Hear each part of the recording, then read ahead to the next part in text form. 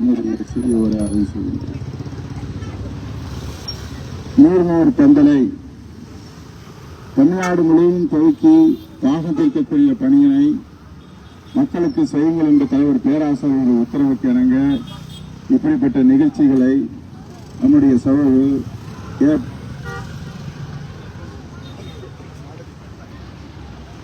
நடத்திக் கொண்டு வருகின்றார்கள். பேராசிரியருடைய தலைவருடைய உத்தரவுக்கு இணங்க இப்படிப்பட்ட நிகழ்ச்சிகளை நாம் நடத்தி வருகின்றோம்.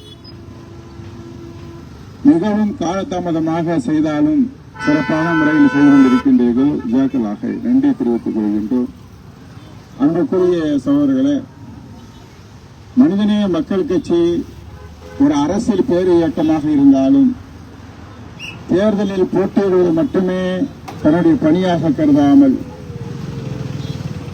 உள்ளாட்சி மன்றம், நகரமன்றம்,